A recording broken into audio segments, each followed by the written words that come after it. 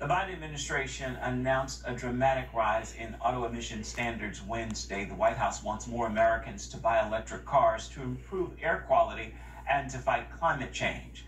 But with unsold electric vehicles piling up on car lots, some auto dealers say the market is not ready. CBN's Dale Hurd explains.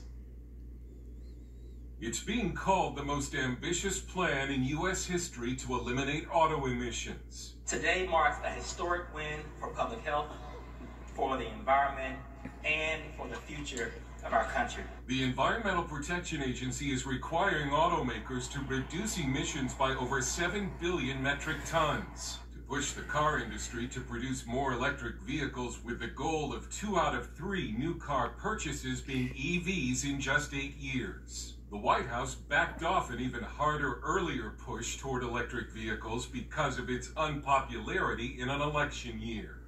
But should the White House and the EPA be telling automakers what kind of cars to sell to consumers?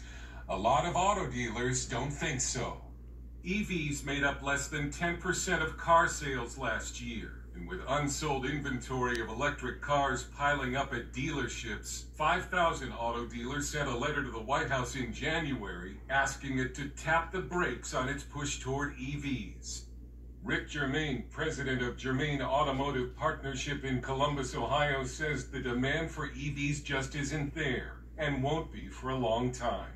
It's obviously the infrastructure, it's the range, it's the cost. Those are the 3 things that we hear from customers. There's just, for a lot of people, it's not a vehicle that makes sense. While the White House claims the reduced emissions will help save the world from global warming, it was the bitter cold this past winter that had some EV owners rethinking their purchases because their cars did not have enough battery power to drive as far as advertised.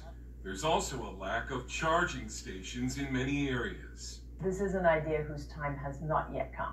Diana Furchtgott-Roth is an economist at the Heritage Foundation.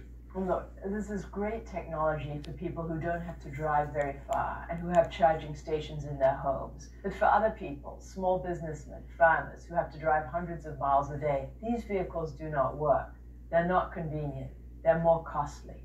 An F-150 Lightning pickup truck costs $26,000 more than the gasoline version. People can't afford those.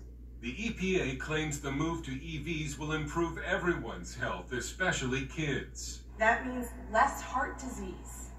That means longer lives. Yeah. But Furchtgott-Roth says Americans will now hang on to their old gasoline-powered cars longer, and that's not safer. She also accuses the White House of trying to create a market for EVs that just isn't there. The federal government is spending your tax dollars to get manufacturers to make these vehicles, and then spending more of your tax dollars to get people to buy them, and they're still not selling. Germain says the market should decide. Instead of trying to force a certain sort of technology on customers that may not be ready for it. Dale Hurd, CBN News.